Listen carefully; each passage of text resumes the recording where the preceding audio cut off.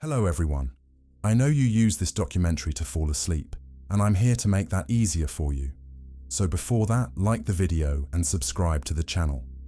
Also, let me know where are you from and what time are you watching.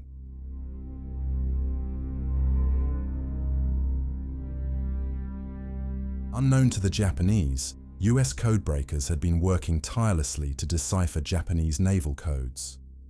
These cryptologists, stationed in a small, unassuming facility in Pearl Harbor known as Station Hypo, had been analyzing Japanese radio traffic for months, focusing on cracking the complex code known as JN25. Through determination and skill, the American team made a breakthrough, gaining access to some of Japan's most sensitive military plans. By early May of 1942, US intelligence had intercepted messages. These messages revealed a Japanese operation that was in the works, targeting an unknown location referred to as AF. Suspecting that AF might be Midway, the Americans planned a clever trick to confirm their theory. The US sent out a false message from Midway, expressing that the island was experiencing a water shortage, hoping that the Japanese would mention AF in response. Shortly afterward, Japanese radio communications indeed referenced AF as being low on water, confirming that Midway was the target. When Japanese communications referenced AF as lacking water, the Americans had their answer. Midway was indeed the intended site of the Japanese strike. This small but vital confirmation allowed the US to prepare with certainty, turning an intelligence gamble into a critical piece of their defense. Armed with this knowledge, Admiral Chester Nimitz, the commander of the Pacific Fleet, could form a strategy that would surprise the Japanese. Instead of walking into the trap set by Yamamoto, Nimitz saw an opportunity to use the Japanese plan against them.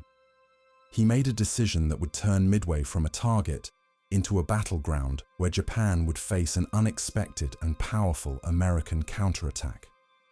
Armed with this knowledge, Admiral Nimitz now had the opportunity to take the fight to Japan, transforming what might have been a destructive blow into a chance to turn the tide of the Pacific War. Unlike the Japanese, who believed they held all the advantages, Nimitz understood both the risks and the stakes. He made a decision to go head-to-head with Japan's formidable fleet, knowing that surprise would be their greatest weapon. Nimitz placed his forces with care, keeping the American carriers out of sight, beyond Japan's expected line of approach. Nimitz's plan was to strike the Japanese carriers when they were at their most exposed, during rearming and refueling operations, moments when they would be less able to defend themselves. As the Japanese fleet approached, confident and unaware of the American setup, the US forces remained patient. They knew the Japanese were moving forward with their original plan, believing that their operation was secret. With American intelligence revealing every move, it was Japan, not the US, that was walking into a trap. The Battle of Midway began on the morning of June 4, 1942, when the Japanese fleet advanced toward Midway Island. The Japanese fleet was large and powerful, including 4 Japanese aircraft carriers, including the Akagi, Kaga, Soryu, and Hiryu. There were many battleships, destroyers, and other support ships. The Japanese hoped that by attacking Midway, they would draw out the American fleet into the open, where they could surprise attack and destroy them, just as they had planned. The Japanese sent out their first wave of aircraft to begin bombing Midway, aiming to weaken the defenses and make it easier to capture the island. Admiral Isoroku Yamamoto, who had led the attack on Pearl Harbor, was confident in his strategy. If the attack on Midway was successful, Japan would control much of the Pacific, making it extremely difficult for the US to challenge their expansion. On June 4th, as Japanese bombers attacked Midway Island, American forces launched their own aircraft from the island in an attempt to strike back. The US Navy also had 3 aircraft carriers hidden nearby, including the USS Enterprise, USS Hornet, and the quickly repaired USS Yorktown. These carriers carried a mix of fighters, bombers, and torpedo planes ready for battle. Knowing the Japanese would not expect them so soon, the Americans launched their planes to find and attack the Japanese carriers, This surprise move was part of a brave strategy from Admiral Chester Nimitz, who was commanding the US Pacific Fleet. By mid-morning, American torpedo planes from the USS Hornet and USS Enterprise began their attacks on the Japanese fleet. Unfortunately, these torpedo planes faced heavy resistance from Japanese fighters protecting the carriers, and most of them were shot down before they could land a single hit. It was a damaging moment for the US, as dozens of American planes and their pilots were lost in this first attempt. The Japanese seemed to be winning at this stage, as they had not taken much damage and were still in control of the skies around their carriers. However, the bravery of these early American pilots was not in vain. While the Japanese fighters were busy defending against the low-flying torpedo planes, they did not notice the American dive bombers approaching from above. At around 10:20 a.m., American dive bombers from the USS Enterprise and USS Yorktown finally reached the Japanese carriers. These bombers, flying at high altitude, had timed their attack carefully. With the Japanese planes busy fighting off the earlier torpedo planes, the American dive bombers were able to attack almost undetected.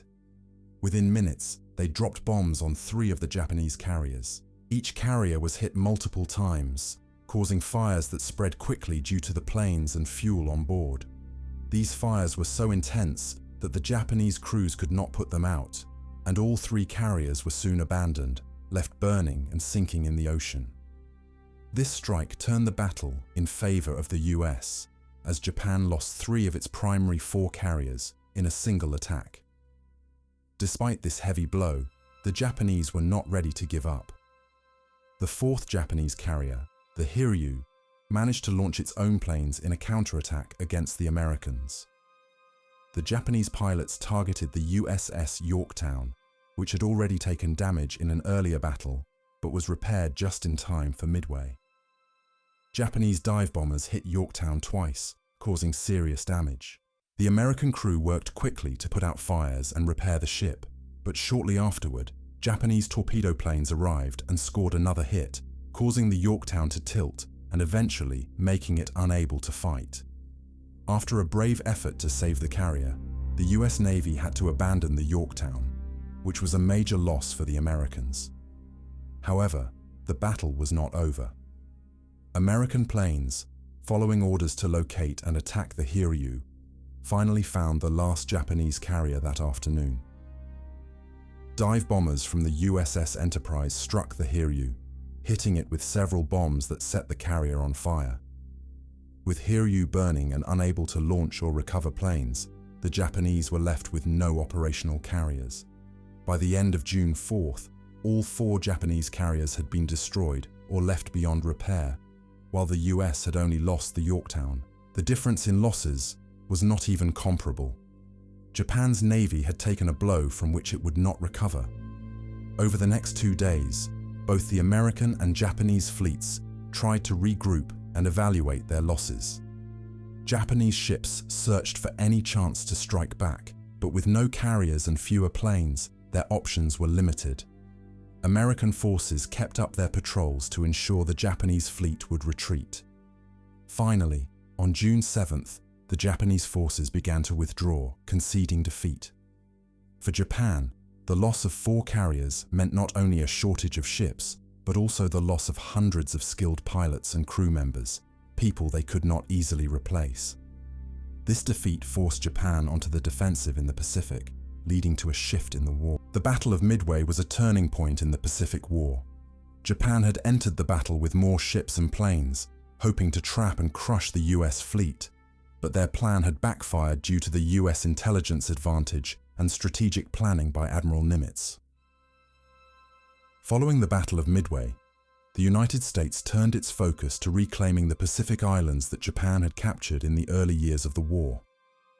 These islands stretched across vast oceanic distances, forming a barrier that kept Japanese forces in control of critical points across the Pacific.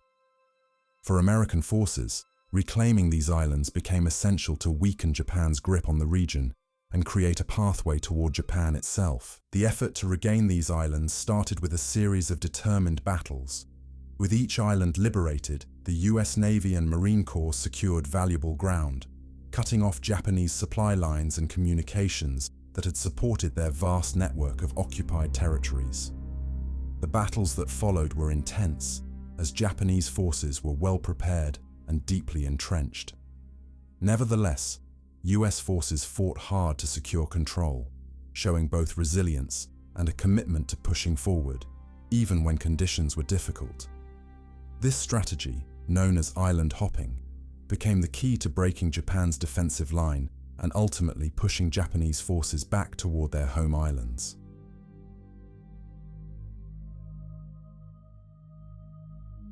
The island hopping strategy began in early 1943, after the United States registered a critical victory at Midway. With Midway, a turning point in the war, American leaders saw an opportunity to reclaim control of the Pacific. However, they knew that attacking every island directly would be a costly approach. Many of the islands held by Japan were fortified with defenses and packed with Japanese soldiers, ready to defend their positions to the end. US commanders knew that a direct assault on each of these strongholds would lead to extremely high casualties. They decided on a different approach, one that would allow them to weaken Japan's grip without facing their strongest defenses head-on. The concept of island hopping was simple, yet effective. Rather than fighting for every island, US forces would focus on reclaiming only the islands that were strategically important. This meant targeting islands that could serve as air bases, supply stations, or forward positions for future attacks. By consent, US could move through the Pacific quickly, bypassing Japanese fortifications on heavily defended islands and leaving Japanese troops stranded with limited supplies and support. With each chosen island secured, American forces inched closer to Japan, weakening its control without directly engaging every stronghold along the way. This strategy served multiple purposes. First, it allowed American forces to avoid the heavy casualties that would have come with a direct assault on Japan's well-defended positions. By skipping over islands with strong Japanese defenses, the US reduced the number of intense ground battles they had to fight. Instead, they targeted islands that were easier to secure, but still significant enough to impact Japan's defensive network. This approach not only saved American lives, but also conserved resources and manpower, allowing the US to continue pushing forward without exhausting its forces. The second objective of island hopping was to weaken Japan's control over the Pacific without attacking every occupied island. By taking select islands, American forces could gradually limit Japan's access to resources, reinforcements, and communication line. The Japanese troops left on bypassed islands soon found themselves isolated and cut off from supplies, with no way to communicate with or receive help from other Japanese forces. As the US continued to capture strategic islands, Japan's control over the Pacific weakened, and its forces became increasingly scattered and isolated. As the island hopping campaign progressed, the United States took control of key islands, using them as bases for launching attacks into Japanese-held territory. These bases allowed American forces to deploy planes and ships closer to Japan, giving them a strategic advantage. With each new base, the US could strike into Japanese-controlled waters, putting pressure on Japan's defenses. The person largely credited with developing this strategy was Admiral Chester Nimitz, the commander-in-chief of the US Pacific Fleet. Nimitz understood that a direct attack on each island would lead to many American casualties and strain the US military's resources. Working with other generals, Nimitz prepared the island hopping approach as a way to bypass the Japanese. Together, they decided that by capturing specific islands, they could weaken Japan's overall control of the Pacific. Nimitz saw this approach as a way to apply pressure on Japan while avoiding unnecessary battles. In the perspective of Japan, this shift in American strategy was a serious threat. In practical terms, the island hopping campaign began with a major operation at Guadalcanal, was the first significant battle in the United States' new approach to reclaiming the Pacific. Guadalcanal, part of the Solomon Islands, was a critical target for American forces. In August 1942, the US Marines landed on Guadalcanal to take control of an airfield that the Japanese had been building. This airfield would have given Japan an advantage, allowing them to strike at Allied forces and disrupt their supply lines in the Pacific. Taking Guadalcanal became essential for the US to secure a strong position. The battle for Guadalcanal was long and brutal, lasting from August 1942 until February 1943. Japanese forces put up a strong fight, and the conditions on the island were harsh, with dense jungle and extreme humidity. Both sides suffered heavy losses, but the US remained determined. After months of aggressive fighting on land, at sea, and in the air, American forces finally secured control of Guadalcanal. This victory was a turning point, as it provided a solid foothold for the Allies in the Pacific. With Guadalcanal secured, the US could now plan further advances, pushing forward with the island hopping strategy that aimed to reach Japan by capturing only key islands. Following the success at Guadalcanal, American forces continued to focus on strategic locations that would bring them closer to Japan.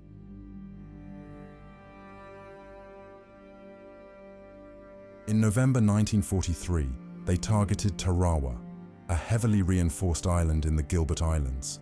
Tarawa was known for its strong Japanese defenses, and the battle that followed was intense. When the US Marines landed on the beaches of Tarawa, they faced fierce resistance from Japanese troops who were prepared to defend the island at all costs. The battle lasted only a few days, but the fighting was so intense that both sides suffered high casualties. When the US Marines launched their assault on Tarawa, they encountered obstacles even before reaching the shore. Low tides left many landing crafts stranded on coral reefs, forcing the Marines to wade through open water under heavy enemy fire. Japanese troops, well protected in bunkers and fortified positions, had a clear line of sight on the advancing Americans. The Marines pushed forward despite these challenges, using determination to close the distance. This approach came at a high price, as every step forward required intense fighting and resulted in many casualties. However, the US Navy's relentless effort eventually allowed them to win the Battle of Tarawa. Although the cost was heavy, the capture of Tarawa was another important step in the island hopping campaign. Taking control of Tarawa allowed the US to move into the Central Pacific, opening up closer positions from which they could continue their push toward Japan. With each victory, the American forces gained ground, weakening Japan's hold on the Pacific and moving closer to the final goal of reaching Japan's home islands. Building on these lessons, US commanders prepared for the challenges that awaited in the Marshall Islands. In early 1944, the United States moved its focus to the Marshall Islands, a group of strategically located islands that could provide the next step in reaching Japan. The battles for Kwajalein and Eniwetok were key in this phase of the island hopping campaign. The Japanese had heavily fortified these islands, building strong bunkers, gun placements, and barriers to make any invasion extremely difficult and costly for the Americans. However, the US saw the importance of these locations as they provided a way to move closer to Japan's main territories. In January 1944, American forces launched a well-planned attack on Kwajalein. The US Navy and Air Force coordinated strikes to clear a path for the soldiers who would land on the beaches. The battle was fierce, as the Japanese defenders fought with everything they had to hold their ground. American forces faced resistance at nearly every step, but they pushed through, determined to secure Kwajalein. After days of heavy fighting, US forces succeeded in overcoming the Japanese defenses and took control of the island.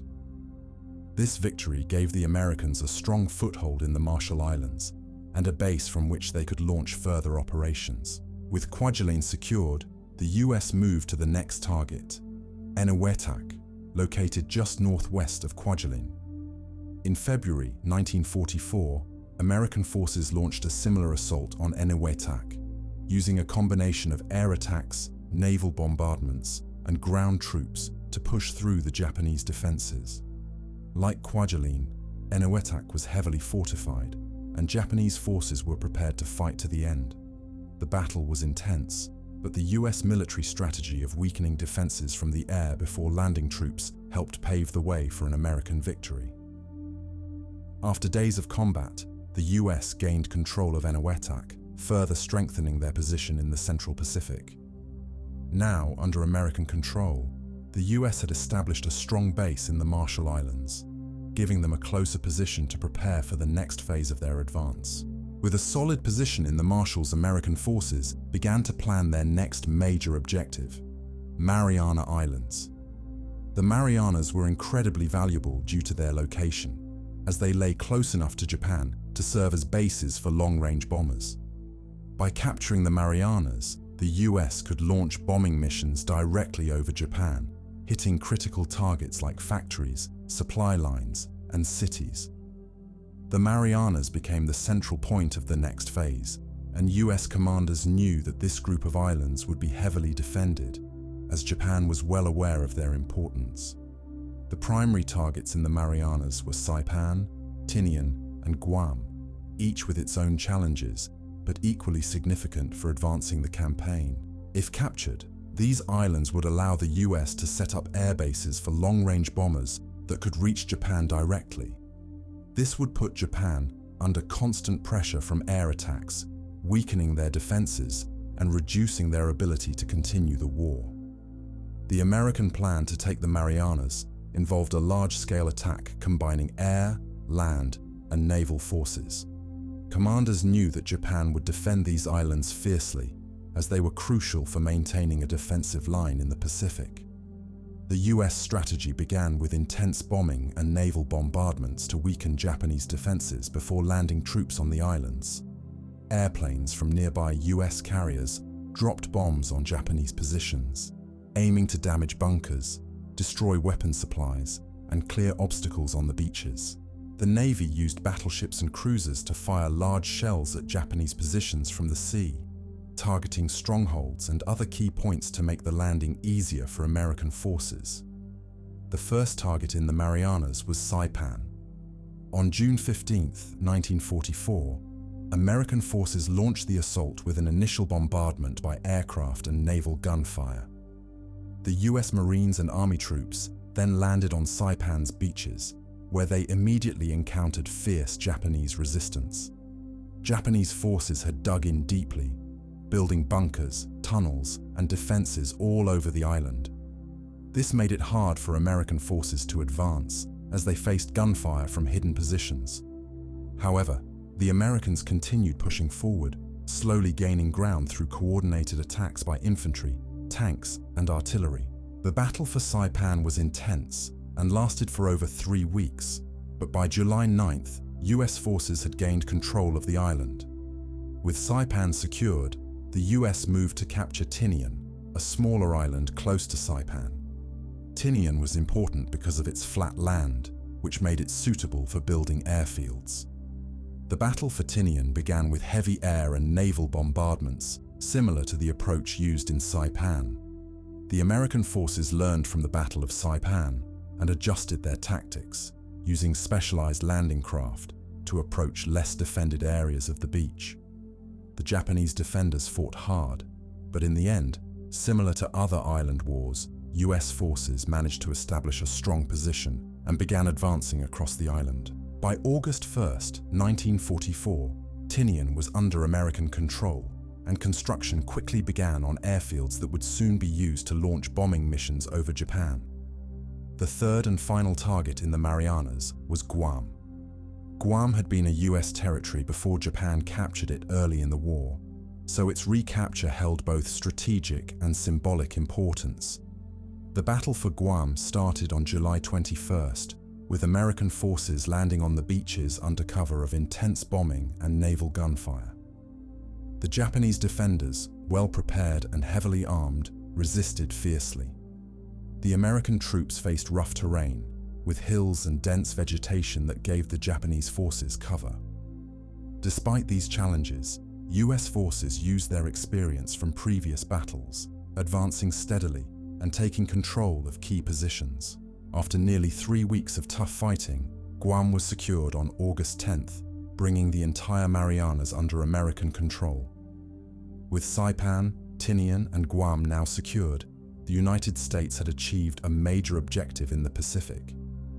These islands provide ideal locations for air bases, and American engineers quickly began constructing runways on Tinian and Saipan to prepare for long-range bombing missions. By late 1944, B-29 bombers were able to take off from these new bases and fly directly to Japan, targeting factories, supply lines, and even cities. These bombings put continuous pressure on Japan, forcing them to focus resources on defending their homeland rather than supporting distant islands. The pressure on Japan's home territory grew with each bombing run, making it increasingly difficult for Japan to maintain its positions across the Pacific. Meanwhile, this shift created an opportunity for the US to push forward, setting their sights on the Philippines and the critical supply lines that connected Japan to Southeast Asia.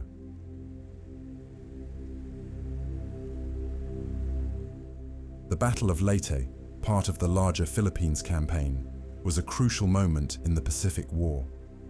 In October 1944, American forces set their sights on Leyte, a large island in the Philippines. Unlike the smaller islands in the previous island-hopping campaign, Leyte held a major strategic position.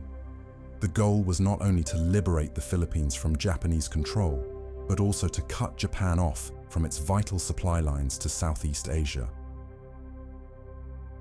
The Philippines served as a critical link for Japan, providing access to resources like oil and raw materials. If the US could regain control over Leyte, it would deal a major blow to Japan's supply network and weaken their ability to continue the war. The campaign to take Leyte began with a massive invasion, starting on October 20th, 1944. American forces, led by General Douglas MacArthur, launched one of the largest terrestrial assaults of the Pacific War. The invasion led to several days of intense bombing and shelling by the US Navy and Air Force, targeting Japanese positions on and around Leyte. This bombardment aimed to weaken Japanese defenses, making it easier for American troops to land and gain a foothold on the beaches. American airplanes dropped thousands of bombs, targeting known Japanese gun positions, bunkers, and supply areas. Meanwhile, naval ships pounded the shorelines with artillery, creating smoke and explosions that could be seen from miles away. Before the landing, US forces carried out intense bombing raids on Japanese positions around Leyte. Airplanes and naval artillery pounded Japanese defenses, weakening their ability to resist the ground forces. Once the beach landing began, thousands of American troops moved onto Leyte's shores, advancing despite resistance from Japanese forces. Meanwhile, knowing the importance of the Philippines, Japan committed a large number of troops and resources to holding Leyte. Japanese forces launched counterattacks, using both land and sea tactics to try to push back the advancing Americans. One of the biggest challenges during the Leyte campaign was the fierce Japanese defense. Japanese commanders understood the importance of the Philippines and had stationed many troops on Leyte, determined to hold the island at all costs. As the Americans advanced, Japanese forces launched counterattacks to try and push them back. These counterattacks included both land assaults and naval operations, as Japan was not willing to lose Leyte without a fight. In an effort to stop the American advance, Japan committed significant resources to the battle, including the deployment of naval forces in what would become known as the Battle of Leyte Gulf. The Japanese fleet included some of their largest ships, but the US Navy's superior tactics, combined with their aircraft carriers and powerful destroyers, allowed them to gain the upper hand.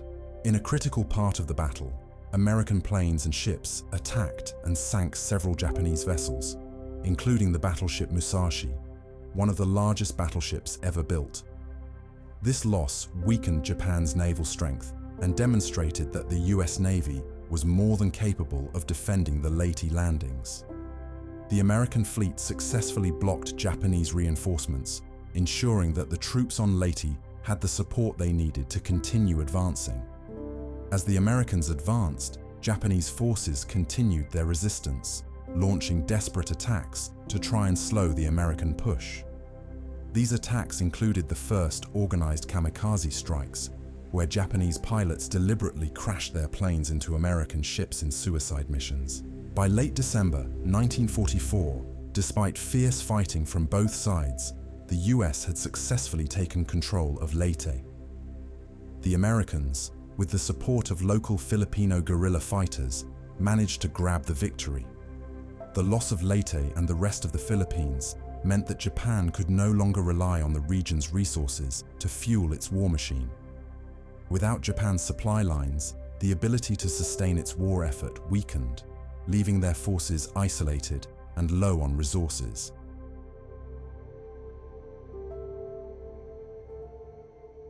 Meanwhile, American forces prepared to push closer to Japan's homeland. This set the stage for the final phase of the Pacific War, focusing on two critical battles that would bring the US within reach of Japan, including Iwo Jima and Okinawa. The final phase of the Pacific War saw two of the most intense and important, including Iwo Jima and Okinawa. These islands were heavily secured by the Japanese. In early 1945, American commanders knew that securing these islands would bring them close enough to Japan to prepare for a possible invasion.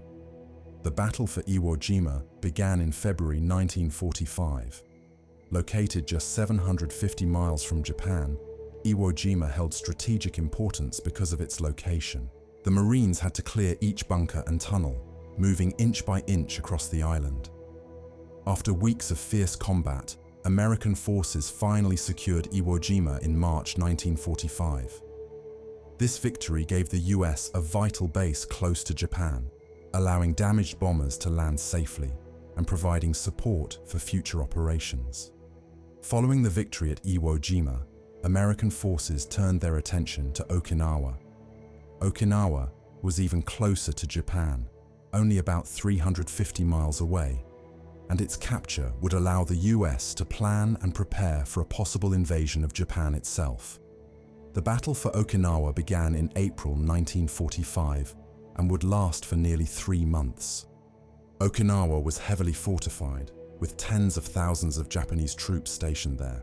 The battle was one of the largest and most brutal in the Pacific, involving both land and sea combat. As in Iwo Jima, American forces started with a massive bombardment, targeting Japanese defenses on Okinawa. When American troops landed, they initially met little resistance, but as they advanced inland, they faced fierce opposition. The Japanese defenders used the rugged terrain to their advantage, setting up strong defensive positions in caves and hills. The battle involved intense close-quarters fighting, with American forces having to clear Japanese positions one by one. The Japanese also launched kamikaze attacks, where pilots deliberately crashed their planes into American ships, causing significant damage to the US fleet. After months of intense fighting, American forces finally gained control of Okinawa in June 1945. The victory came at a high cost, with heavy casualties on both sides, but it marked a major achievement for the Allies. Okinawa provided the United States with a large base close to Japan, from which they could launch air raids and prepare for the final stage of the war.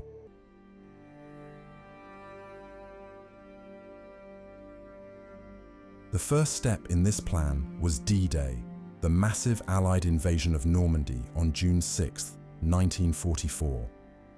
Early that morning, Allied forces landed on the beaches of Normandy, facing strong German defenses. Despite intense resistance, American, British, and troops fought their way onto the beaches, establishing a foothold on French soil. The beach landings, codenamed Utah, Omaha, Gold, Juno, and Sword, involved thousands of soldiers, tanks, and ships. D-Day was a central moment, marking the start of the Allies' effort to push the German forces out of France. Within days, the Allies had gained control of the beaches, and their forces began to push inland. The first step in this plan was D-Day, the massive Allied invasion of Normandy on June 6, 1944.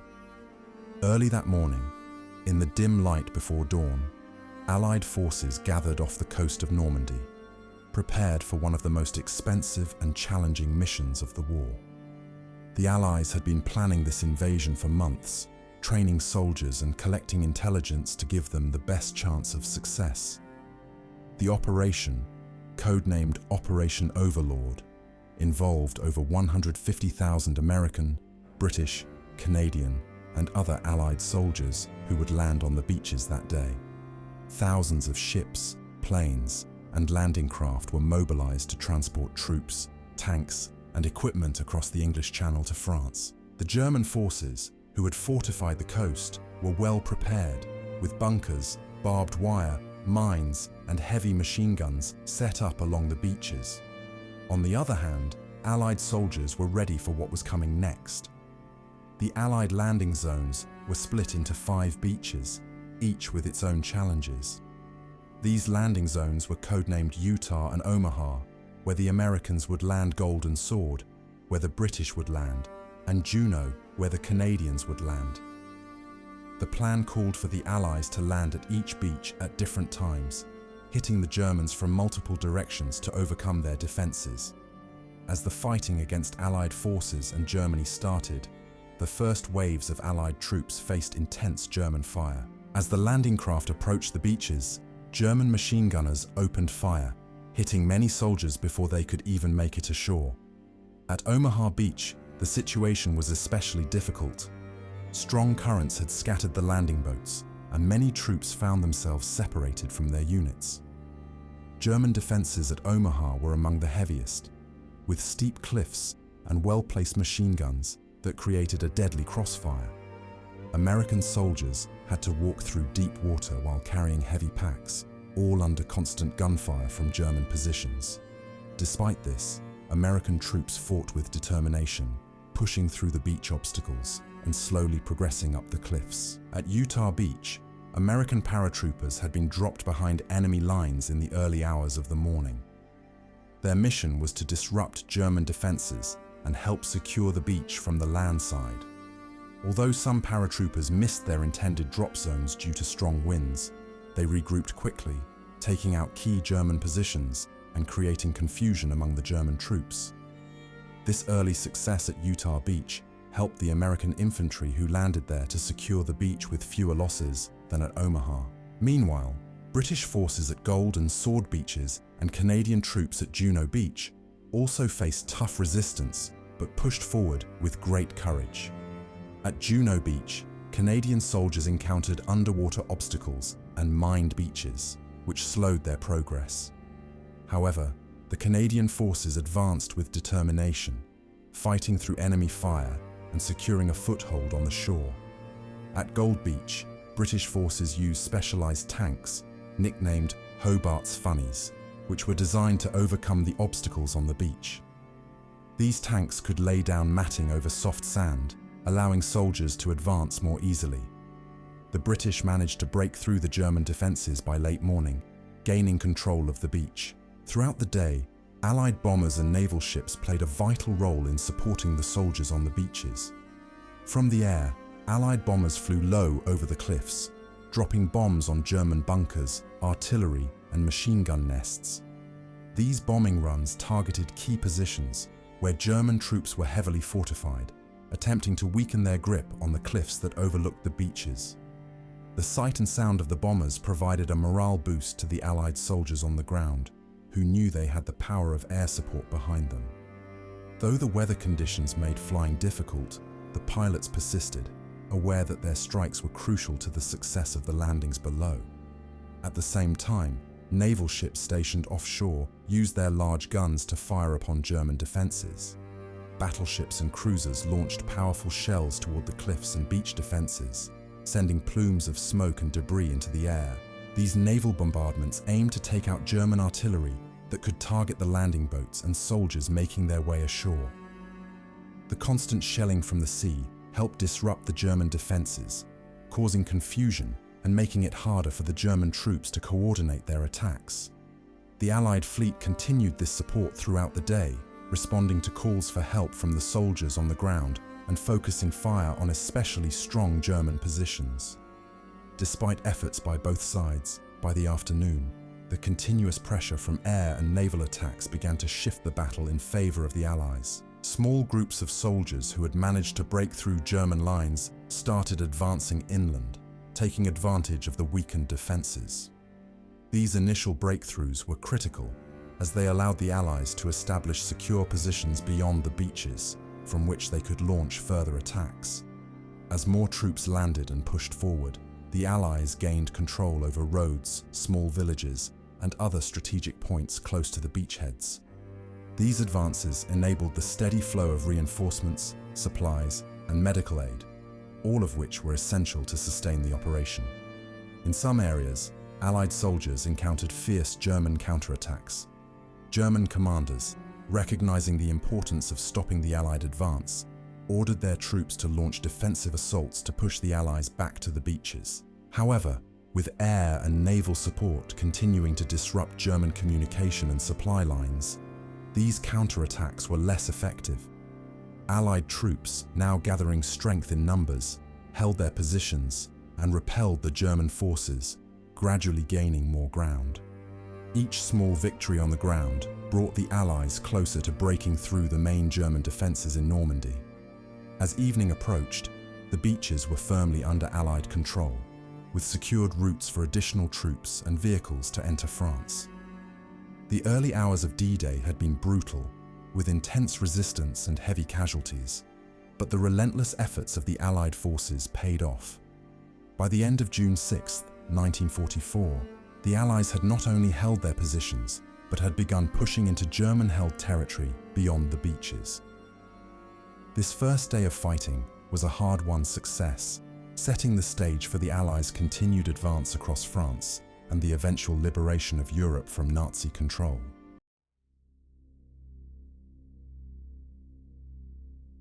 The US battle in the Pacific was already in its final stages. The Allies were now ready to focus on the liberation of Paris. But before they could free Paris from German rule, we need to understand how Paris came to be occupied by the Germans. In 1940, during the early years of World War II, Germany invaded France. This invasion was the beginning of a new chapter in French history, as Nazi forces quickly took over Paris and other major parts of France. Germany used its technique called blitzkrieg, or rapid attack. The invasion was swift, and within weeks German troops marched through the streets of Paris, claiming control over the country. This event shocked the world, as Paris had been a symbol of art, freedom, and culture. Now, with Nazi soldiers patrolling its streets, Paris became a base for German operations in Western Europe. German forces quickly took control of key resources such as food, fuel, and industrial supplies. These resources were essential to the German war effort, and they were now redirected to support Nazi ambitions across Europe. Factories in France were ordered to produce goods and weapons for the German military. Transportation systems, including railroads and highways, were used to move German troops and supplies. France's own needs were neglected, and the people often found themselves short on food and basic necessities. Under German rule, life in France became restrictive and dangerous. The German forces imposed strict laws on the French people, controlling nearly every aspect of daily life. Curfews were set, limiting when people could be outside. French citizens could be stopped, questioned, or detained by German soldiers at any time. Acts of protest, even small ones, were met with severe punishment. The Gestapo, Germany's secret police, operated in France, monitoring the population closely and arresting anyone suspected of resisting. Many French people were sent to prison or forced labor camps simply for expressing their dislike of the Nazis. For example, even something as simple as listening to a banned radio station could lead to arrest. If a person was caught listening to a broadcast from the BBC, which provided news from the Allies, they could be taken by the Gestapo and sent to prison. The German authorities saw these broadcasts as a threat, as they spread news of the Allies' advances, bringing hope to the French people. This strict control and fear created an atmosphere where even small actions felt risky. Despite these harsh conditions, a strong spirit of resistance began to grow among the French people. Many citizens could not accept life under Nazi rule and wanted to fight back. This desire for freedom led to the rise of the French resistance. The resistance was not one single group, but rather a collection of many smaller groups and individuals, all united by their goal to oppose German control. Members of the resistance came from all backgrounds, including former soldiers, students, workers, and even local government officials. From 1942 onward, the French resistance used various methods to disrupt German operations. One common tactic was sabotage. Resistance members would target transportation routes, cutting off railways, damaging bridges, and blocking roads that were essential for German troop movement. By making it difficult for German forces to move supplies and soldiers, the resistance weakened the Nazis' ability to maintain their control over France. They also damaged factories that were producing goods for the German military, slowing down production and causing delays.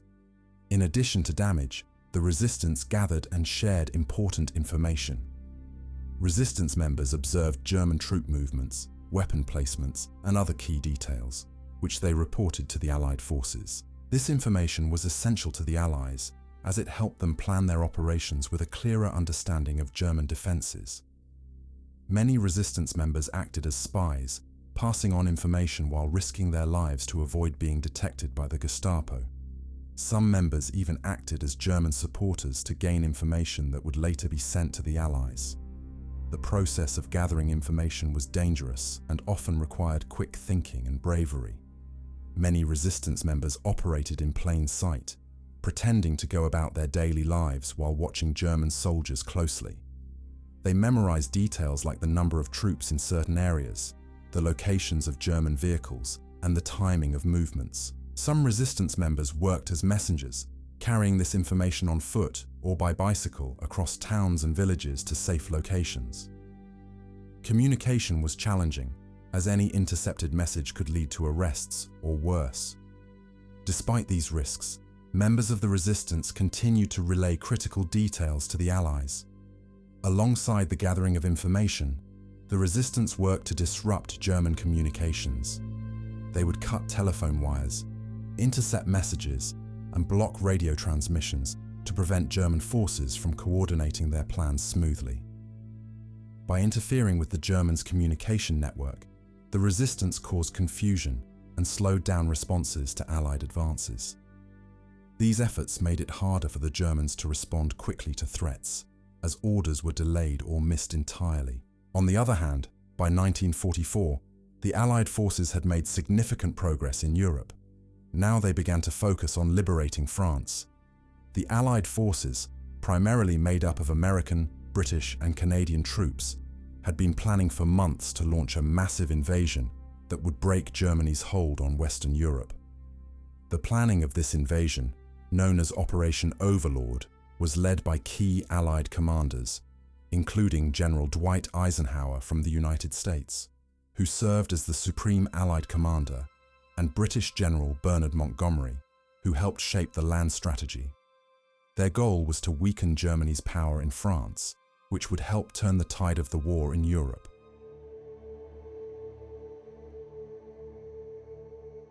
After establishing a foothold in Normandy, the Allies knew they had to move fast. Paris was a critical target, not only as France's capital, but as a symbolic city that represented freedom and resistance to the Nazi occupation. Freeing Paris would not only lift the spirits of the French people, but would also break a key part of Germany's hold over Western Europe. British General Bernard Montgomery played a key role on the ground, working with American forces under General Omar Bradley. Together, they led a coordinated push through the northern regions of France, facing German defenses and reclaiming town after town as they moved toward Paris. As the Allies' forces advanced, they encountered strong German resistance. German forces, knowing the importance of keeping France under control, put up a fierce fight in cities, villages, and strategic points along the way. The battles were intense, but the Allies pressed on, gaining momentum with each victory. Canadian troops contributed significantly to the effort, particularly around the areas of Caen, where they faced tough resistance but managed to secure key positions, allowing the Allied forces to push forward. Meanwhile, Canadian troops played a crucial role in this offensive, especially around the city of Caen. Caen was a major strategic point due to its location and roadways, which connected different parts of northern France. The Germans had made Caen a central part of their defense strategy, and they were prepared to hold it at all costs. The Canadian forces faced tough fighting in this region, dealing with well-entrenched German units and overcoming heavily fortified positions. The battle for Caen took weeks, with Canadian soldiers pushing forward under heavy fire, clearing German positions from the outskirts, and eventually advancing into the city itself. The intense fighting in Caen saw the Canadians working closely with British forces, using coordinated attacks to break through the German defences. Together, they managed to secure key points in and around the city, clearing out German strongholds that threatened the Allied advance. Each battle was hard fought, with Allied soldiers enduring difficult conditions, but their persistence paid off. Securing Caen allowed the Allies to strengthen their hold on the region. The French resistance, a network of brave civilians and fighters, had been working in secret since the early years of the Nazi occupation. This group included people from all walks of life, united by their refusal to accept German rule. They risked everything, organizing in small groups to carry out missions that would disrupt German control and aid the Allies. As the Allies moved closer to Paris, the resistance ramped up its efforts, seeing an opportunity to strike hard at the occupying forces. They cut communication lines, destroyed railways, and sabotaged German vehicles, making it harder for the German army to respond quickly to the Allied advance. The resistance also gathered crucial information on German troop movements and defensive positions, which they passed on to the Allies. These reports gave the Allied forces a clearer picture of what lay ahead, helping them plan their attacks with greater precision. Members of the resistance often acted as scouts, secretly observing German patrols. Many of them worked as messengers, delivering intelligence between different towns and Allied contacts, even though they knew the risks involved. Their bravery and dedication weakened German defenses, and their actions created significant obstacles for the occupying forces. By mid-August 1944, the Allies were closing in on Paris, and the French resistance launched a large-scale revolt within the city. Paris had been under German occupation since 1940, and for years, life had been filled with restrictions, fear, and resistance. But by the summer of 1944, things were finally starting to change. As the Allies advanced, they were joined by the French resistance, a network of brave fighters who had secretly worked against the German forces throughout the occupation. The resistance included people from all walks of life, students, workers, teachers, and even former soldiers who believed in fighting for freedom. Over the years, they had carried out acts of sabotage, destroyed German equipment, and provided the Allies with valuable intelligence on German positions. With the Allies approaching, the resistance saw an opportunity to play a direct role in the liberation of their city. They increased their activities, disrupting German communication lines, blocking key roads, and disrupting German supply routes to weaken the occupiers. In mid-August, as the Allies closed in on Paris, the German commander in the city, General Dietrich von Choltitz, faced an impossible situation. He had orders from Adolf Hitler to defend Paris at all costs, and even to destroy it if he couldn't hold it. Monuments, bridges, and landmarks like the Eiffel Tower were to be demolished if Paris fell. But Choltitz knew that the city was no longer defensible. The resistance had already launched an uprising within Paris, and his forces were struggling to keep control. Thousands of Parisians took to the streets, setting up barricades and fighting German patrols. They were determined to free their city, and nothing would stop them. Meanwhile, people knew that liberation was close, but also understood the dangers of open resistance. Despite the risks, Parisians were eager to reclaim their city. They flew French flags from windows, painted graffiti calling for freedom, and supported the resistance in any way they could. The fighting within the city became more intense with each passing day. The resistance took control of key buildings, seized German weapons, and blocked German troops from moving freely through the streets. On August 24, 1944, the long-awaited Allied forces finally arrived on the outskirts of Paris. Leading the way was French General Philippe Leclerc, commander of the Free French Forces, who had been determined to be the first to enter Paris. Alongside American troops, Leclerc's forces pushed through German defenses, making their way into the heart of the city. When the people of Paris saw the French and American soldiers entering, they gathered to welcome the liberators, and many joined the soldiers, offering whatever support they could. The fighting continued through the night, as Allied forces and resistance fighters moved street by street, securing key points in Paris. By dawn on August 25th, German control was in danger. General von Choltitz, knowing that he could no longer hold the city, agreed to surrender, disobeying Hitler's orders to destroy Paris. Instead of leaving the city in ruins, he chose to hand it over to the Allies, sparing the people and the monuments of Paris from destruction. At 3:30 p.m. on August 25th, General Leclerc entered the Hôtel de Ville, the City Hall of Paris, which was the official liberation of the city. He signed the formal surrender documents with General von Choltitz, ending 4 long years of German occupation. The people of Paris flooded the streets, celebrating with a joy that had been suppressed for so long. French flags waved from every building, and Parisians embraced the soldiers who had freed their city. Songs of victory filled the air as the celebrations grew. It was a moment of pride, relief, and hope for a future free from oppression. The liberation of Paris was more than just a military victory. It was a symbolic victory for France and the Allied forces. It showed the world that the Nazis were losing control and that freedom was possible. The Allies, now holding Paris, were one step closer to pushing Germany out of France entirely. The success of the operation brought new energy to the war effort and served as an inspiring example of courage and resilience.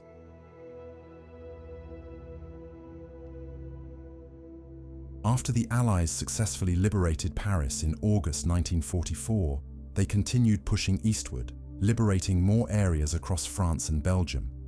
The Germans were being driven back, and it looked like the Allies had momentum on their side. But as they advanced, there were challenges ahead. The supply lines were stretched, and the soldiers were growing weary from months of intense fighting. As they moved closer to Germany, winter was approaching, and it brought harsh weather conditions that would complicate any military effort. Yet the Allies remained focused on advancing further, moving ever closer to the German border. While the Allies planned their next steps, the Germans were also considering their options. Despite their losses, Hitler and his commanders were not ready to give up. They knew that if the Allies could be stopped, it would buy Germany some time, and maybe even give them a chance to negotiate a peace settlement. Hitler was determined to keep the Allies from advancing further into Germany, and he decided to launch one final massive counteroffensive. This would become known as the Battle of the Bulge, one of the last major battles of World War II, and one of the largest and longest fought in Western Europe. The German High Command began planning this counteroffensive in the fall of 1944. Hitler's goal was to create a surprise attack that would split the Allied forces and disrupt their plans. He believed that if he could divide the American and British forces, it would create confusion and chaos among the Allies. This would allow the German army to strike hard, forcing the Allies to retreat and giving Germany the upper hand once again. Hitler chose the Ardennes forest as the location for this surprise attack. The Ardennes was a heavily wooded area in Belgium and Luxembourg, known for its rough terrain and narrow roads. It was not a place the Allies expected a large attack, as they believed the forest would make it difficult for any major offensive. By selecting the Ardennes, Hitler hoped to catch the Allies completely off guard. He thought the thick forests and rough landscape would provide cover for his troops, allowing them to advance undetected until they were right on top of the Allied positions.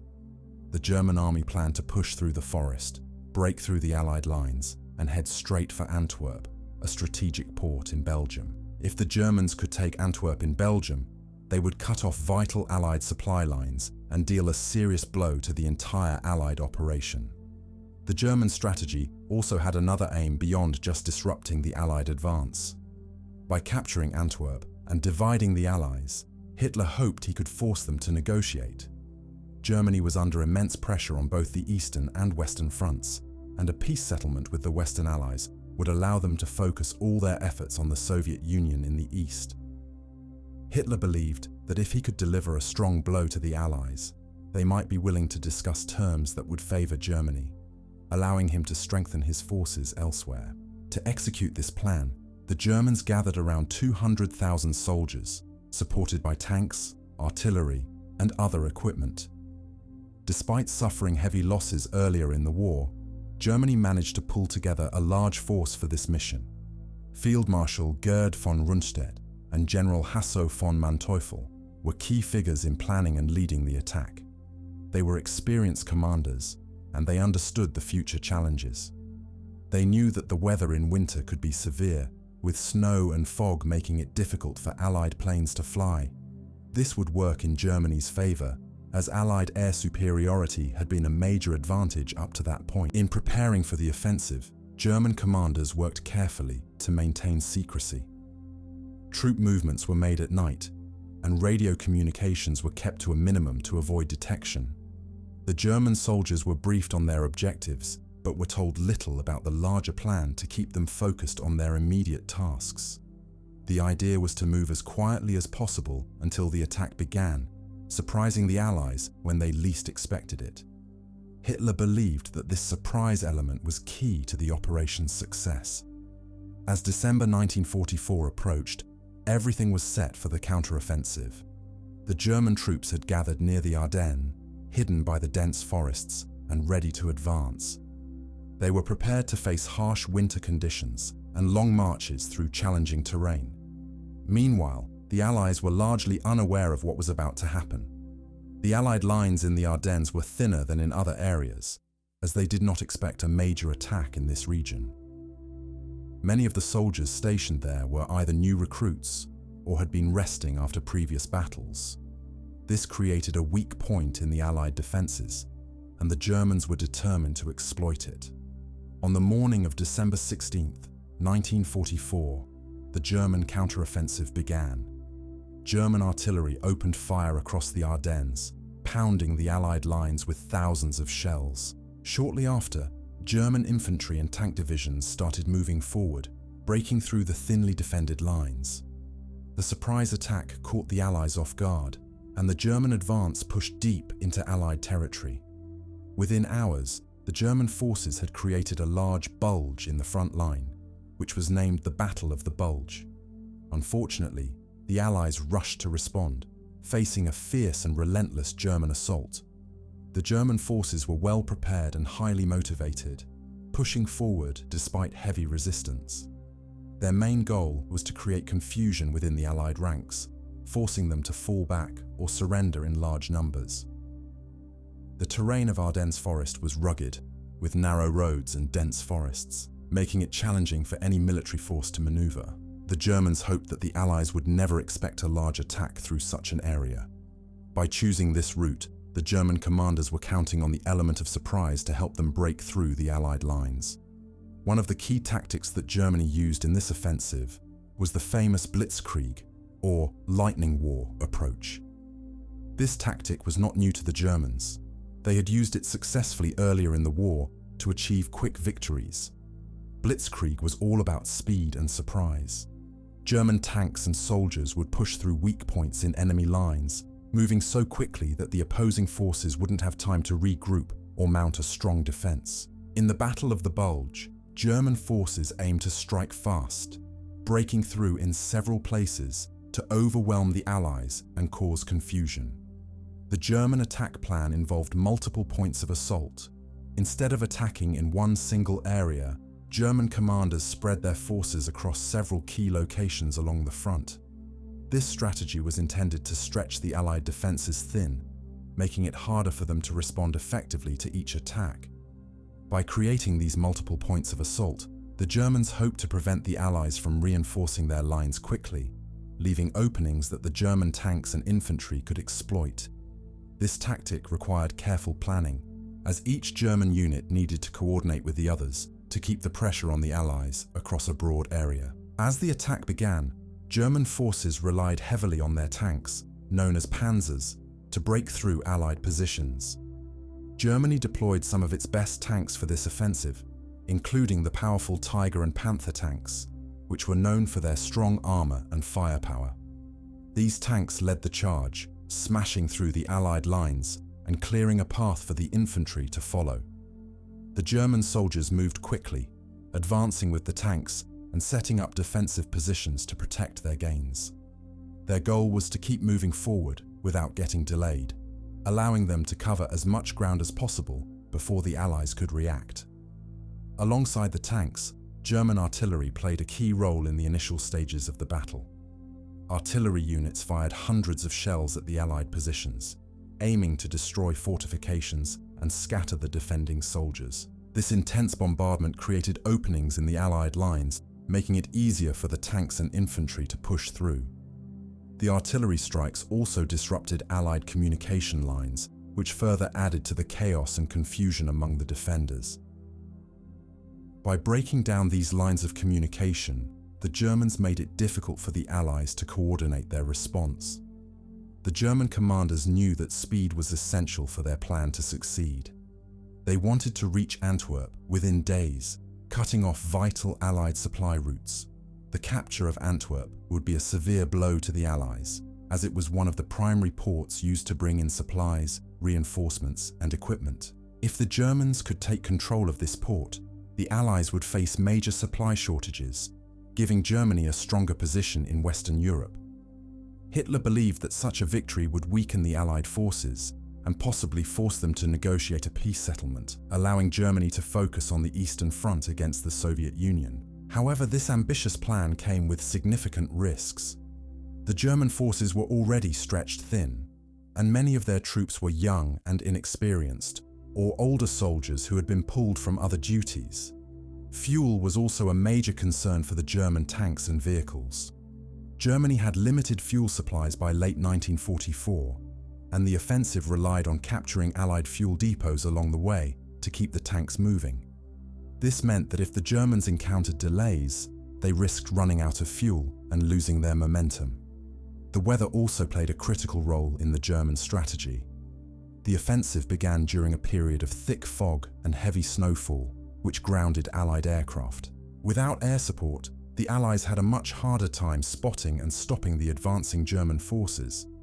The German commanders saw this as a temporary advantage, giving them the cover they needed to push forward without interference from the sky. However, they knew that once the weather cleared, the Allies would likely bring in their air forces, which could target German tanks and supply lines. As the battle continued, German forces pushed into Allied territory, creating the large bulge in the front lines that gave the battle its name. The blitzkrieg tactics worked effectively at first, allowing German units to cover significant ground and break through some of the weaker Allied positions. But as the battle wore on, the challenges started to mount. The Allies, though initially caught off guard, regrouped and began to organize a counterattack. However, the Allies, with their superior numbers and air support, eventually turned the tide. As the weather improved, Allied planes took to the skies, targeting German tanks, supply trucks, and artillery positions. Without the sufficient fuel and supplies, the German advance slowed, and they could not reach Antwerp as planned. The German offensive in December 1944 took the Allies by surprise. German forces advanced nearly 50 miles into Allied territory, creating a massive bulge in the front lines that would later give this battle its name. The suddenness of the attack threw the Allies into chaos, as their defenses were thin in this sector, and they had not expected a major offensive through the Ardennes forest. American forces, especially those in the town of Bastogne, quickly found themselves in a dire situation. Bastogne was a key position, as it lay at a crossroads essential for controlling the area. German troops surrounded the town, cutting off supplies and reinforcements. The American soldiers inside were faced with harsh winter conditions, limited food, and dwindling ammunition. Despite these challenges, the Americans held their ground, refusing to let the Germans take the town easily.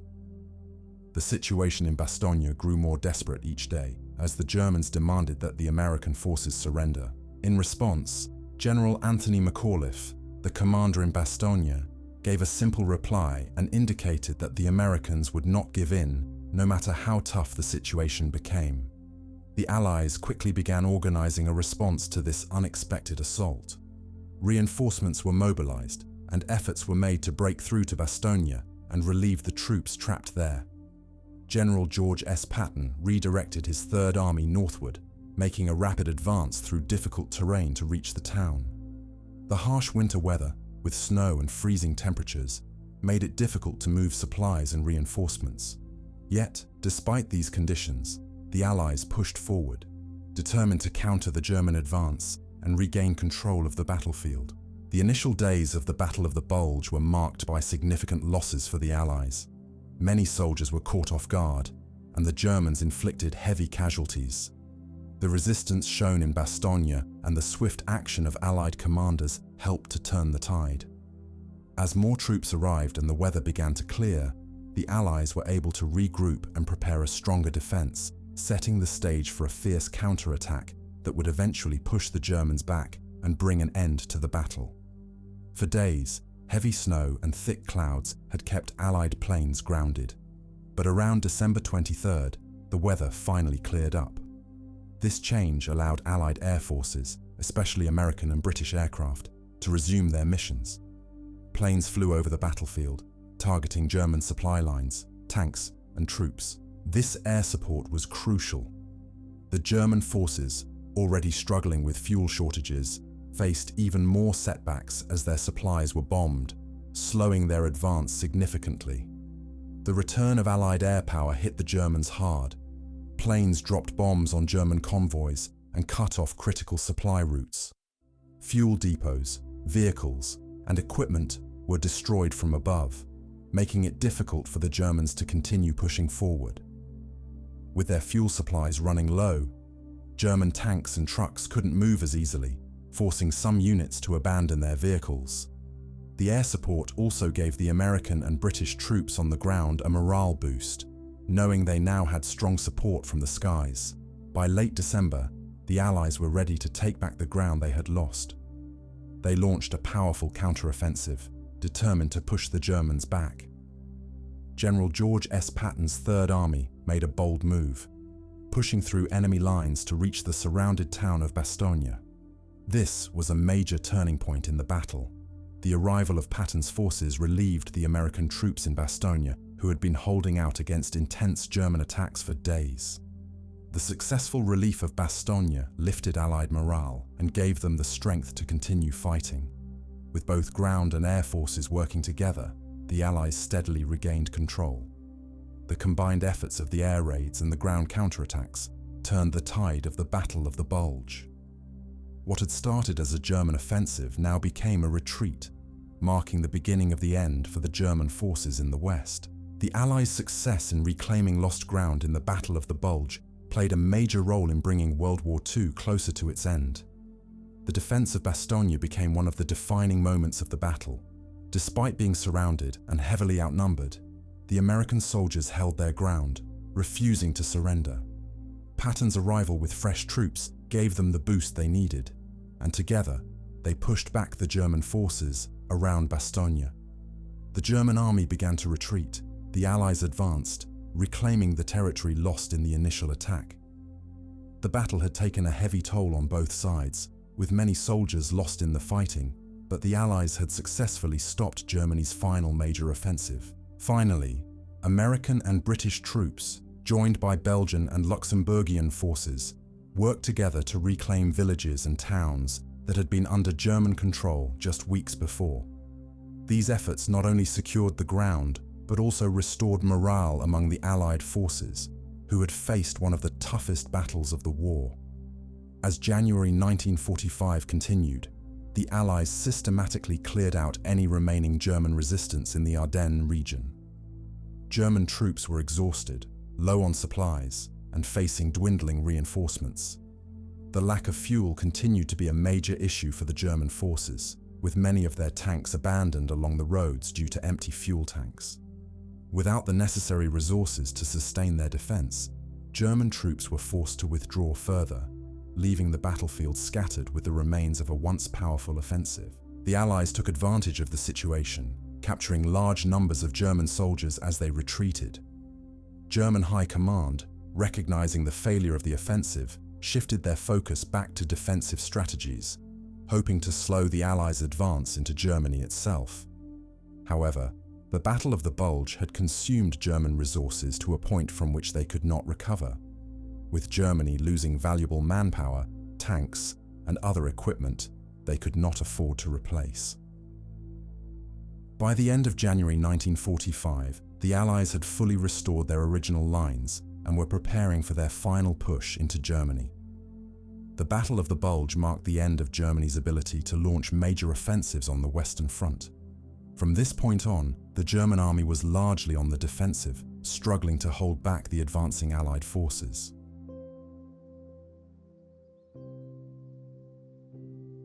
The failure of the Battle of the Bulge or Ardennes offensive weakened Germany's position against the Soviet Union on the Eastern Front. Many troops and resources that could have been used to defend Germany in the East were instead lost in the West. With their defenses extended thin, Germany faced a growing threat from Soviet forces, who were rapidly advancing. The biggest example of this dates back to early 1945. The Soviet forces, led by Marshal Georgy Zhukov, prepared for their final push toward Berlin. After a long and intense campaign through Eastern Europe, the Soviets were now at the doorstep of Nazi Germany's capital. For the Soviet Union, taking Berlin was a strategic goal. The city represented the heart of Nazi power, and its capture would mark the end of the war in Europe. Marshal Zhukov, one of the Soviet Union's most experienced commanders, led the forces responsible for this mission. The Soviet troops advancing toward Berlin were reinforced with heavy artillery, powerful tanks, and thousands of soldiers. Each unit knew that this would likely be their hardest fight yet, as the German defenses around Berlin were strong and the city was fortified. But Soviet forces were determined. The Soviet plan for the assault involved massive preparation. First, they gathered an overwhelming amount of firepower along the Oder River, which lay just 60 kilometers from Berlin. This preparation included setting up rows of artillery guns, rocket launchers, and other heavy weapons. Soviet artillery was a key part of their strategy, as it would allow them to break through German defenses and clear a path for the soldiers and tanks that would follow. The artillery positions were organized in stages, so as the troops advanced, the artillery could provide constant support. Meanwhile, inside Berlin, German commanders worked to fortify the city's defenses. The German army, though weakened, had stationed soldiers, tanks, and anti-aircraft guns throughout key locations around the city. They created a series of defense lines designed to hold off Soviet forces as long as possible. Knowing that a direct attack was imminent, the Germans placed artillery and heavy weapons along Berlin's outer defenses. Artillery units were stationed strategically to maximize their reach, giving the defenders the ability to fire on advancing Soviet forces as they approached the city. The German plan involved creating strong defensive points along main roads and entryways into Berlin. German engineers and soldiers set up barricades and obstacles to slow the Soviet tanks and infantry. They fortified buildings and built bunkers in central locations, using them as strongholds, where German soldiers could fire from protected positions. German forces also laid mines in open areas and along likely Soviet routes, hoping to disrupt their advance and force them into narrower, heavily guarded pathways. In addition to troops, the Germans deployed tanks and other armored vehicles, positioning them in defensive formations. However, due to fuel shortages and damaged infrastructure, many tanks were immobilized, which limited their use. The remaining tanks, including models like the Panzer and Tiger tanks, were stationed along main streets and intersections, where they could target approaching Soviet vehicles. These tanks were valuable in defending Berlin's core, but there were not nearly enough to match the Soviet numbers. German commanders, including General Helmuth Weidling, who was appointed to lead Berlin's defense, focused on coordinating each part of the defense. He knew that morale was low and resources were scarce, yet he and other commanders stressed to their troops the importance of holding their ground. They held meetings with soldiers, explaining the importance of defending each section of the city. Orders were strict. No one was to retreat, regardless of the conditions. Meanwhile, propaganda was used to encourage German civilians and soldiers, reinforcing the idea that Berlin must be defended at all costs. Messages were broadcast to rally people to the cause, portraying the defense of Berlin as the last stand of the German nation. The German leadership tried to instill a sense of duty and resistance, urging every citizen to contribute to the defense of the capital, whether by fighting, providing supplies, or supporting in any way they could. Meanwhile, the Soviet plan for the assault involved massive preparation. First, they gathered an overwhelming amount of firepower along the Oder River, which lay just 60 kilometers from Berlin. This preparation included setting up rows of artillery guns, rocket launchers, and other heavy weapons. Soviet artillery was a key part of their strategy, as it would allow them to break through German defenses and clear a path for the soldiers and tanks that would follow. The artillery positions were organized in stages, so as the troops advanced, the artillery could provide constant support. Marshal Zhukov and his commanders had also made sure that the Soviet troops were well supplied. They had arranged for steady supplies of ammunition, food, and medical support. Unlike some earlier battles, Soviet troops faced shortages. The preparations for Berlin focused on ensuring that each unit was fully equipped. They knew that a lack of supplies could lead to setbacks, so this time, the Soviet forces were determined to have everything they needed. The Soviet forces also had powerful tanks as part of their preparation for the Berlin assault. The T-34 tank, known for its speed and armor, played a significant role. These tanks had been reliable throughout the war, proving effective in both offensive and defensive battles. Alongside the T-34s, the Soviets brought heavier tanks like the IS-2, which were equipped with large guns capable of breaking through fortified structures.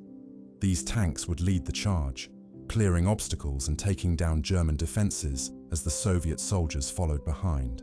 As Soviet troops prepared to advance, they also organized specialized units to handle different aspects of the assault. Engineers were brought in to clear mines and other obstacles that the Germans had set up to slow down the Soviet advance. These engineers had experience dealing with German defenses, and they were crucial for ensuring that Soviet forces could move forward without getting bogged down by barriers or traps. As Soviet troops prepared to advance, they also organized specialized units to handle different aspects of the assault. Engineers were brought in to clear mines and other obstacles that the Germans had set up to slow down the Soviet advance. As part of the preparation, Soviet forces also studied maps of Berlin and its surrounding areas. They reviewed information about key locations, such as government buildings, military bases, and areas where German forces were concentrated. Knowing the layout of the city and its defenses gave the Soviets an advantage, allowing them to plan their routes and prioritize targets that would weaken the German defense. By early April, everything was in place. Soviet forces had gathered near the Oder River, with tens of thousands of troops ready for the command to fight against the German army. Marshal Zhukov had his artillery and tanks prepared, and supply lines were set up to provide support throughout the operation.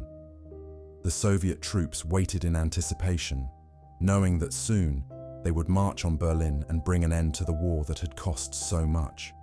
On April 15th, final preparations were completed. The Soviet artillery was positioned and ready to open fire as soon as the order was given. The soldiers, from experienced veterans to new recruits, were prepared for the intense battle that awaited them. With their guns and equipment ready, the Soviet troops awaited the command to begin the assault on Berlin. Early on April 16th, 1945, the Soviet forces began with a massive artillery bombardment from their positions along the Oder River, just 60 kilometers from Berlin. Rows of artillery guns and rocket launchers launched thousands of shells, filling the air with the sound of explosions.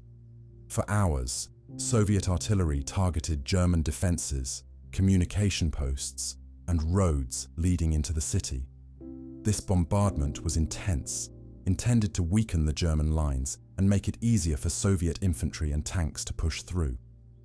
The The skies were darkened by smoke, and the ground shook as shells landed across the German defenses. As soon as the artillery barrage ended, Soviet troops began advancing. Soviet tanks, supported by infantry, moved forward toward the German positions. Each Soviet division had a clear objective, with orders to break through specific sections of the German defenses. They encountered heavy fire from German soldiers, who were positioned in strongholds across the terrain. The German defenders, made up of the Wehrmacht, SS troops, and other units, were waiting and ready.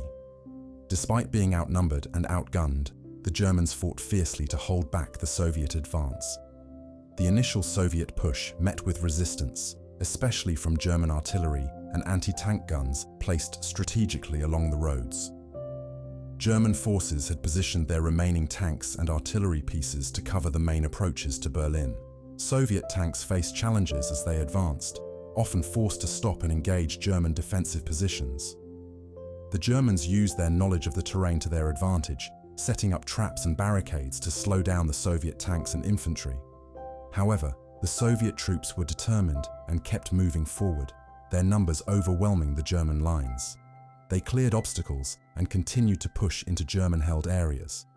As they advanced, Soviet soldiers encountered more barricades, minefields, and fortified positions.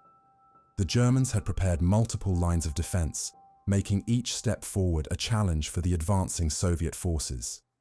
But with each line broken, the Soviet troops grew closer to Berlin. By mid-April, the Soviet troops had reached the outskirts of Berlin. The fighting grew even more intense as they entered the suburbs of the city. The Germans defended every street and building, knowing that each inch of territory lost brought the Soviets closer to the heart of Berlin. German soldiers, many of whom were young recruits or older men with limited training, fought with determination. They set up machine guns in buildings, used rooftops for sniper positions, and created choke points to slow the Soviet advance. Civilians, including members of the Volkssturm or People's Militia, also joined the fight, adding to the desperate defense. The Soviet troops responded by increasing their firepower. Tanks moved forward, smashing through barricades and clearing paths for the infantry to follow. Soviet artillery provided support, targeting German positions and opening the way for the advancing soldiers. Soviet commanders knew that capturing Berlin quickly would require relentless pressure, so they maintained a steady advance, moving from street to street, building to building. Each step forward was met with fierce resistance, but the Soviet numbers and firepower gave them an advantage. Inside Berlin, the situation grew more chaotic as the Soviets advanced. German commanders, realizing that the Soviet forces could not be held off forever, continued to reposition their remaining troops, trying to slow the advance. Yet, as the Soviet forces pushed forward, the German lines began to thin. Supplies were low, and communication lines were frequently disrupted.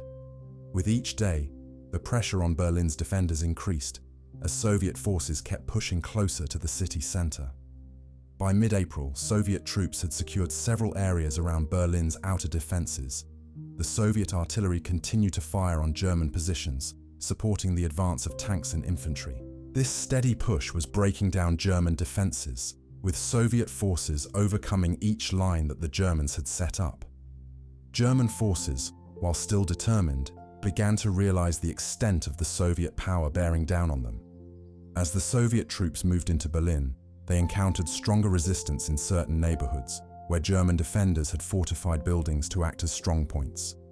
Soviet soldiers advanced cautiously, knowing that each corner could hide a German sniper or machine gun nest. The Soviet tanks played a vital role here, providing cover for the infantry as they moved forward.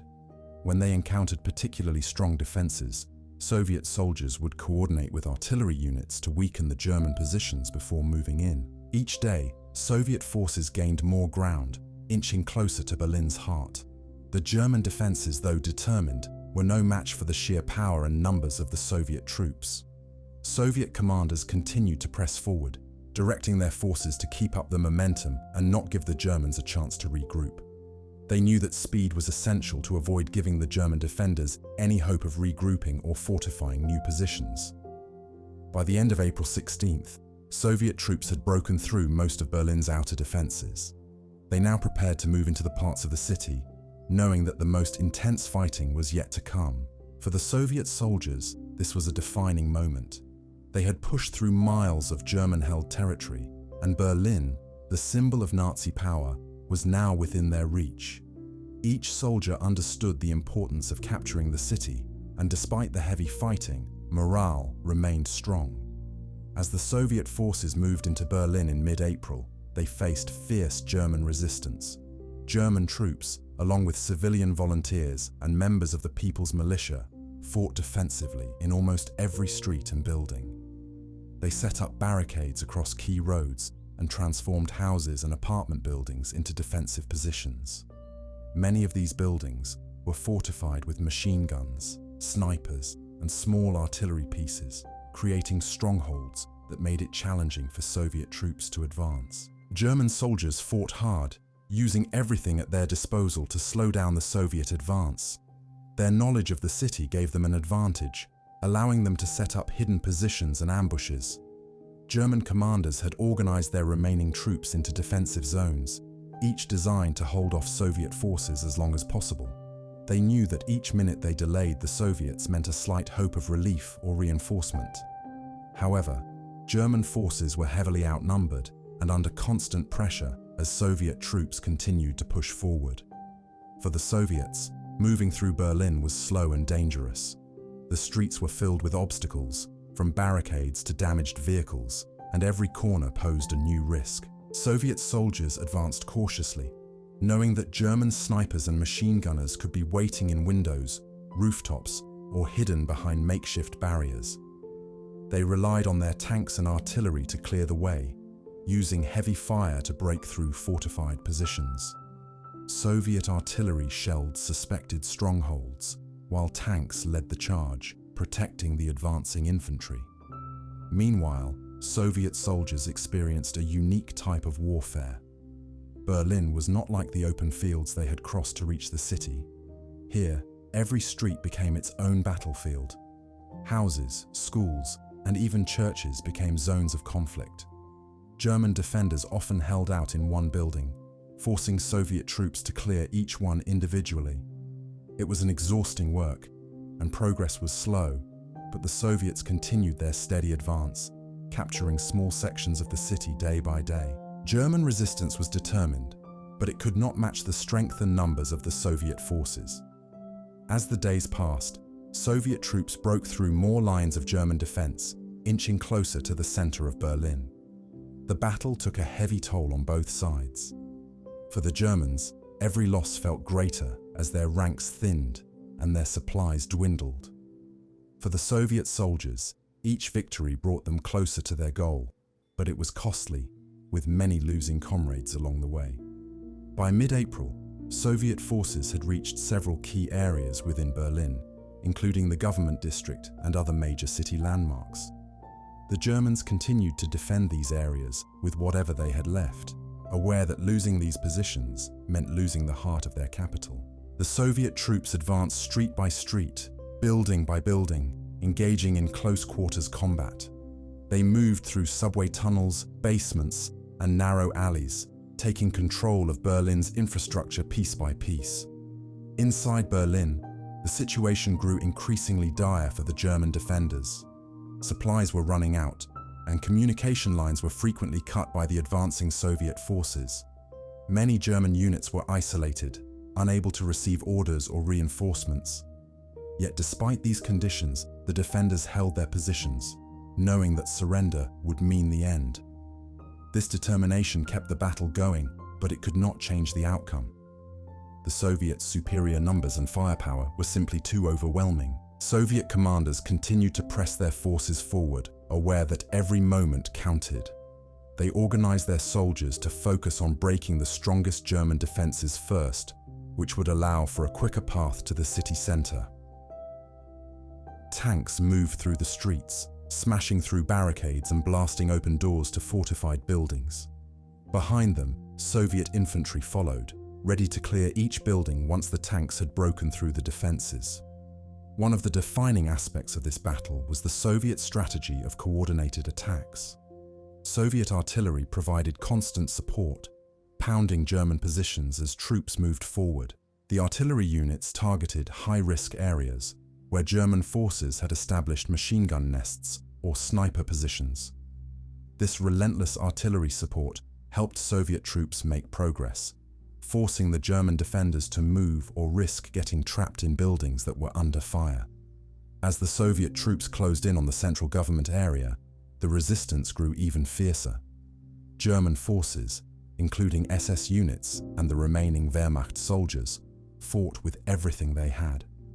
Hitler had ordered that Berlin be defended to the last man, and many of his soldiers took these orders to heart. They continued to hold out, even when it was clear that Soviet forces were steadily advancing. By late April, Soviet troops were within reach of some of Berlin's most important landmarks, including the Reichstag, Germany's historic government building. German soldiers and civilians alike prepared for a last stand, setting up defenses in the surrounding area. Tanks, artillery, and infantry units all played a part in the assault on these final strongholds, with Soviet troops determined to complete their mission. By early May, Soviet troops had overcome most of the final defenses, capturing key locations within Berlin and bringing the battle to an end. Despite this fierce defense from the German army, the Soviet troops proceeded further, determined to finish what they had started. They used their own firepower to break through the barriers, bringing in tanks to clear the way and protect the infantry as they advanced. Soviet artillery also continued to provide support, targeting buildings and strongholds where German soldiers were hiding. The last groups of German defenders surrendered shortly after, bringing the brutal battle for Berlin to an end. The fall of Berlin was clearly a Nazi regime and the start of an incredibly challenging period of recovery for Germany. As the Soviet forces secured Berlin, they prepared to hand over control to the Allied powers, who would begin the task of rebuilding and establishing peace. Yet even as Berlin fell, Adolf Hitler, hidden in his bunker, refused to leave his post. Inside the bunker, Hitler had spent his last days with close advisors and a few loyal followers. He had given orders, discussed strategies, and clung to hope that somehow the situation might turn around.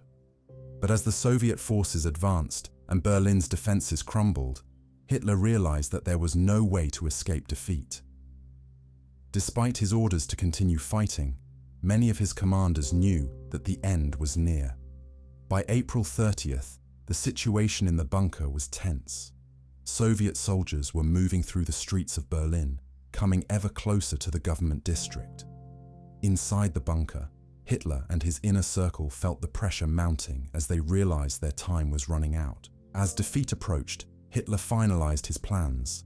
He married his longtime companion, Eva Braun, in a brief ceremony, and then he prepared for his final moments.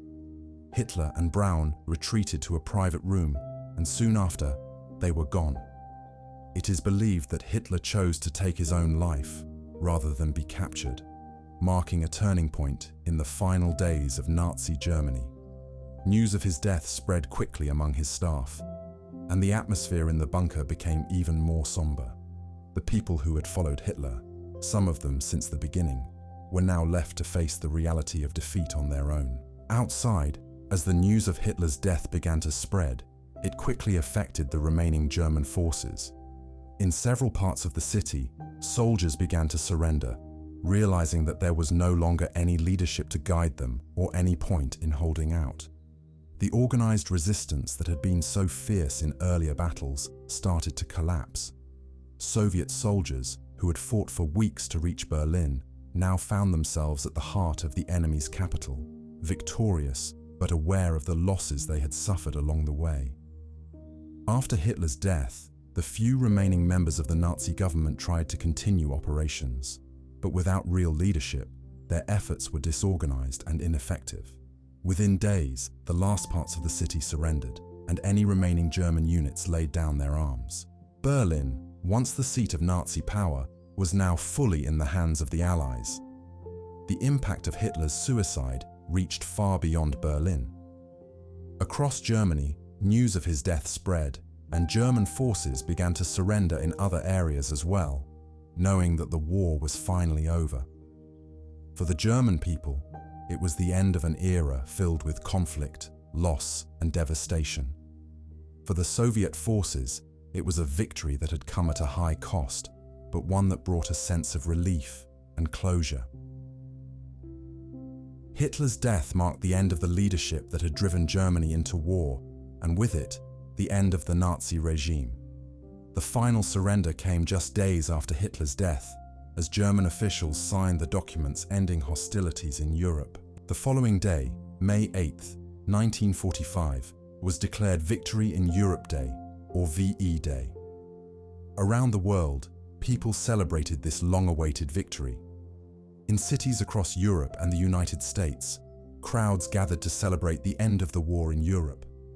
There were parades, speeches, and joyful gatherings as people filled the streets. They waved flags, sang, and embraced one another, relieved that the fighting had finally stopped. The end of the war brought a sense of hope and relief, as millions looked forward to a future free from conflict. In London, thousands of people gathered outside Buckingham Palace to see the British royal family. King George and Queen Elizabeth appeared on the balcony, acknowledging the cheering crowds below. The British Prime Minister, Winston Churchill, gave a speech expressing his pride and gratitude for the sacrifices made by the British people and their allies. It was a moment of unity and hope for a peaceful future. President Harry S. Truman addressed the American people, announcing the victory in Europe and honoring the bravery of the American soldiers who had fought alongside the Allies. Across the country, cities held celebrations, with people gathering in town squares and public spaces to mark the end of the war. For the American people, VE Day was a time of relief and celebration.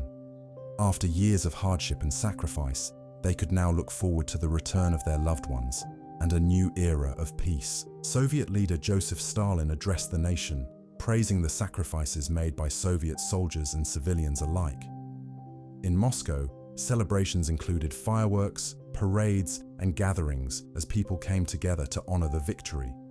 In France, the celebrations were filled with gratitude for the liberation that had come at such a high cost.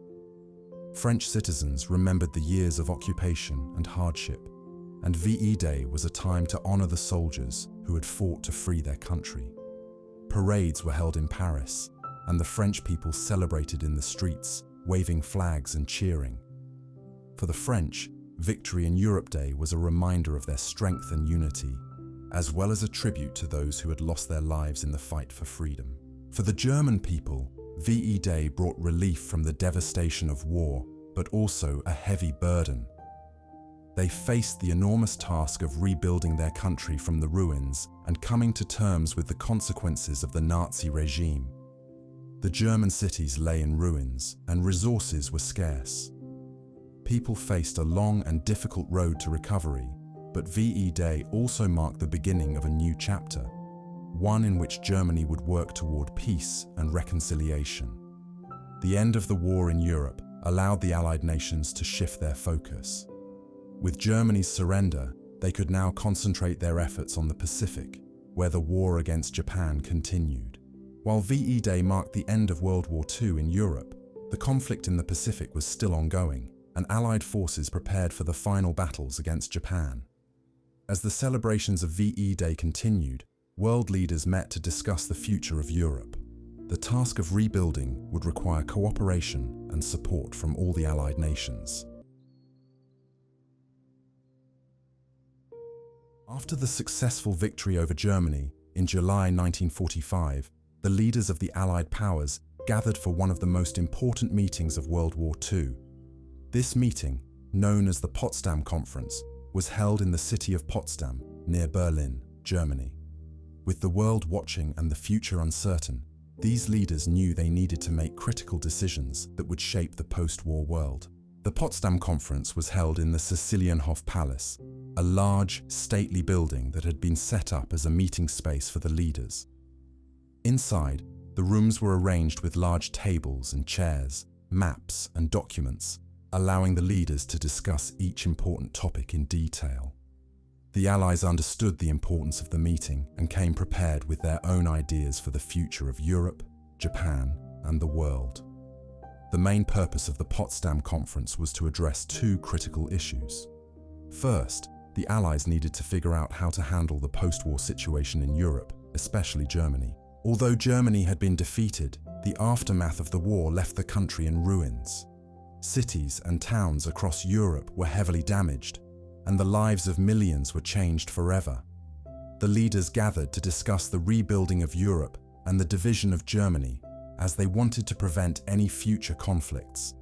Second, the Allies needed to decide how to deal with Japan. By July 1945, Germany had already surrendered, but the war with Japan was still ongoing in the Pacific.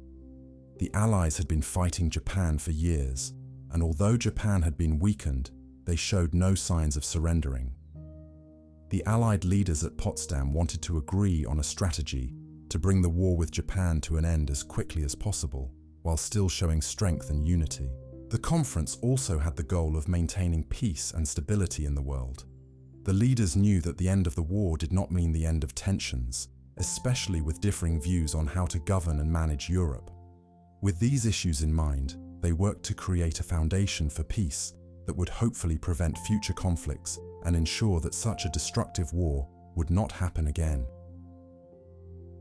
This conference brought together the top leaders from three of the most powerful Allied nations. The United States, the United Kingdom, and the Soviet Union each sent their head of government, and these leaders played a crucial role in making the decisions. From the United States, the President, Harry S. Truman, attended. President Truman had taken office in April 1945, following the death of President Franklin D. Roosevelt. Roosevelt had been one of the key figures in forming the Allied alliance, so Truman had big shoes to fill. The Potsdam Conference was one of his first major international meetings, and he faced the responsibility of representing the United States on the global stage. From the United Kingdom, the leader was initially Prime Minister Winston Churchill. Churchill had been the Prime Minister throughout most of World War II and was well known for his leadership and determination. However, midway through the conference, Churchill was replaced by Clement Attlee. The United Kingdom had held an election, and Attlee's party won, so Attlee took over as Prime Minister. This change in leadership was unusual, but both Churchill and Attlee understood the importance of the conference, and the British delegation remained strong and unified. Representing the Soviet Union was Premier Joseph Stalin. Stalin had led the Soviet Union throughout the war and was determined to ensure the Soviet Union's interests were protected in the post-war agreements. Stalin's relationship with the Western Allies was complex. Although they had worked together to defeat Nazi Germany, Stalin had his own vision for the future of Europe, which often conflicted with the ideas of the Western leaders. At Potsdam, Stalin wanted to ensure that the Soviet Union would have influence in Eastern Europe and that Soviet interests were recognized in the post-war world. These three leaders represented different ideologies, goals, and national interests. Yet, at Potsdam, they came together to negotiate and plan for a peaceful future. One of the most important issues at the Potsdam Conference was the war with Japan. Although Germany had surrendered, Japan continued to resist, and the Allies were determined to bring the conflict to a swift end. The leaders discussed the best way to encourage Japan to surrender without causing further loss of life. The result of these discussions was the Potsdam Declaration, a document that laid out the terms for Japan's surrender. In the Potsdam Declaration, the Allies demanded that Japan surrender unconditionally. They made it clear that Japan's refusal to surrender would result in severe consequences. The declaration warned that if Japan did not agree to these terms, it would face prompt and utter destruction. This strong language was meant to show Japan that the Allies were serious about ending the war and would take decisive action if necessary. The terms of the declaration included several key points. The Allies stated that Japan would lose all the territories it had taken during its conquests. This meant that Japan would be forced to withdraw from places like China, Korea, and Southeast Asia. The Allies also planned to remove Japan's ability to wage war in the future, which included dismantling its military forces and removing any influence of the wartime government. The declaration also mentioned that Japan would be allowed to rebuild and govern itself, but only once it had removed any militaristic and authoritarian elements from its society. This was intended to ensure that Japan would no longer pose a threat to peace in the region. The Allies expressed their hope that Japan would accept these terms and begin the process of surrender, sparing both Japan and the Allies from further bloodshed. At this time, President Truman and his advisors were considering the use of a new, powerful weapon, an atomic bomb. The United States had been developing this weapon in secret, and by the time of the Potsdam Conference, they were close to testing it. Although the bomb was not directly mentioned in the Potsdam Declaration, the threat of utter destruction hinted at the possibility of using extreme measures if Japan continued to resist. Truman and his advisors hoped that the declaration would convince Japan to surrender, making it unnecessary to use the atomic bomb. However, the Japanese government initially ignored the Potsdam Declaration. Japanese leaders believed that they could still negotiate more favorable terms, or that they might be able to hold out against the Allied forces. This refusal to surrender led to a difficult decision for President Truman and the Allied leaders. They wanted to avoid further conflict, but Japan's refusal left them with limited options. In the end, the failure of the Potsdam Declaration to achieve an immediate surrender led to the United States' decision to use atomic bombs on Hiroshima and Nagasaki in early August 1945. This marked a turning point in the war, as the devastation caused by the bombs forced Japan to reconsider its position. Within days, the Japanese government recognized that they had no option but to surrender. On August 15, 1945, Japan officially announced its surrender, ending World War II. The use of atomic bombs in Hiroshima and Nagasaki remains one of the most impactful and controversial decisions in history, bringing a sudden end to the war but leaving lasting effects on generations to come.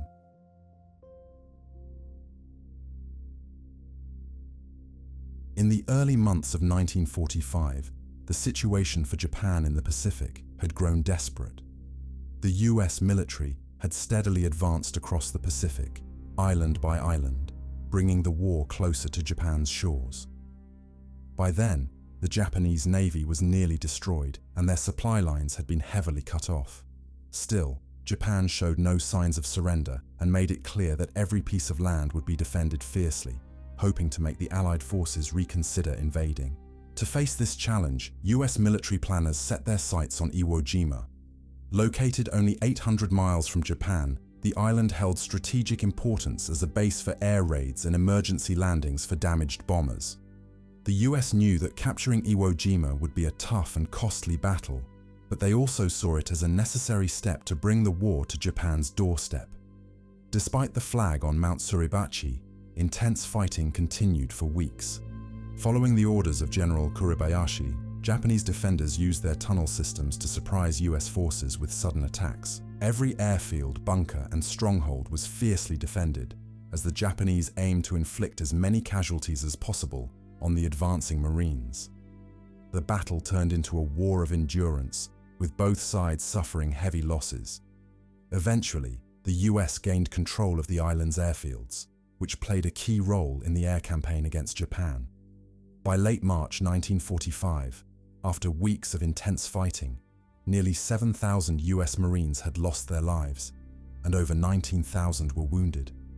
The Japanese suffered even higher losses, with most of the 21,000-strong garrison killed, including General Kuribayashi.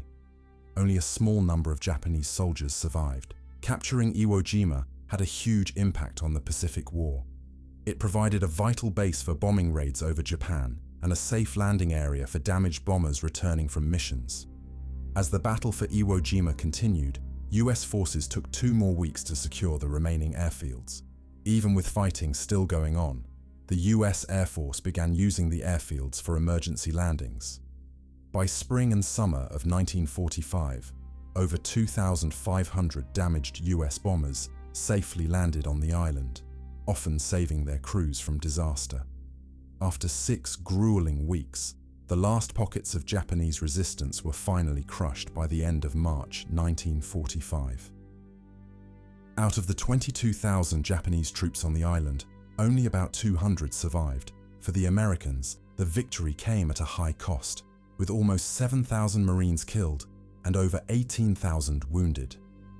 While capturing the island was a major success, the heavy toll of the battle raised concerns about the potential cost of a full invasion of Japan's main islands. This costly victory brought the war closer to Japan and highlighted the fierce resistance that lay ahead.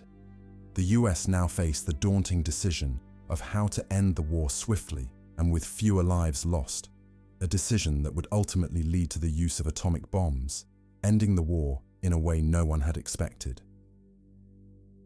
Meanwhile, in early 1945, Japan's position in the Pacific was becoming desperate.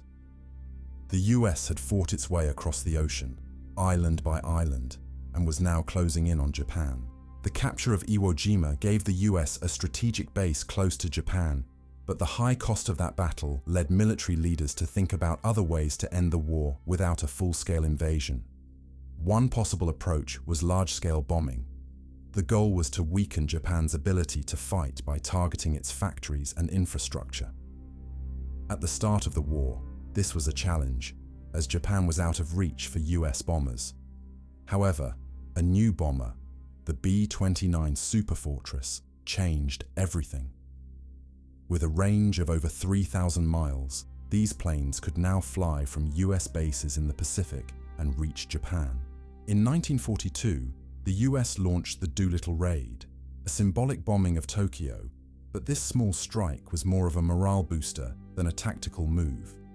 In 1944, with the arrival of the B-29, the US could launch serious bombing campaigns.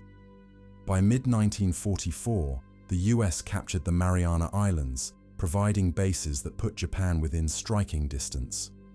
On November 24, 1944, over 100 B-29s took off to bomb the Nakajima aircraft factory in Tokyo. Despite the scale of the mission, only a few bombs hit the target, showing that high-altitude bombing was still difficult without fighter escorts. As months passed, the US adjusted its strategy. In December 1944, they shifted to lower-altitude bombing with incendiary bombs, which were particularly effective. This approach showed its true impact in March 1945, when bombers dropped 2,000 tons of firebombs on Tokyo, destroying 16 square miles of the city and taking more than 100,000 lives. It was one of the deadliest bombings in war history. However, without fighter escorts, the bombers still faced risks, which were partially reduced with the capture of Iwo Jima. Now, P-51 fighters could escort the B-29s, greatly increasing their mission success. Even with these devastating bombing campaigns, Japan showed no signs of surrendering. Leaders in the US realized that bombing alone might not bring Japan to its knees, so they prepared for the next battle towards Okinawa. Okinawa was only 350 miles from Japan, making it a key stepping stone for an invasion. In April 1945, this battle began, with US forces aiming to secure the island and move closer to the Japanese mainland. The Japanese, led by General Mitsuru Ushijima, had over 120,000 soldiers stationed on Okinawa. They prepared for a fierce defense, hoping to wear down the Americans with heavy losses. The US launched a huge invasion fleet led by Admiral Chester Nimitz. On March 23, 1945, the operation began with a week-long naval bombardment, softening Japanese defenses. On April 1, 1945, US Marines and Army troops landed on Okinawa's beaches. To their surprise, they encountered little resistance initially. By the end of the first day, 60,000 troops had moved 2 miles inland, establishing a strong foothold on the island. This lack of opposition was part of Japan's plan. Their forces had fortified positions on the island, setting a deadly trap for the advancing US forces. As the US Marines pushed northward, they met some scattered resistance, but managed to secure the northern part of Okinawa within 3 weeks. However, the real battle was just beginning. The Japanese had prepared a series of defensive lines in the south, where they would make their stand. While the US forces fought on Okinawa, military leaders considered the high costs of continuing to push toward Japan's main islands. Bombing missions had already taken a significant toll on Japanese cities, but Japan's leaders remained defiant. The US expanded its bombing efforts with massive missions. By late July, over 2,500 damaged US bombers had made emergency landings on Iwo Jima, which served as a critical support base for air raids over Japan. As the summer of 1945 approached, it became clear that Japan was determined to fight to the last man. This determination, coupled with the heavy losses in battles like Iwo Jima and Okinawa, led the US to consider an option no one had seen before. They developed 2 atomic bombs. These bombs were unlike anything ever used in warfare. The US believed that dropping them on Japan could bring an end to the war quickly and spare the lives of thousands of Allied troops who would have died in a full-scale invasion. In early August 1945, atomic bombs were dropped on the cities of Hiroshima and Nagasaki. The devastation was immediate and overwhelming.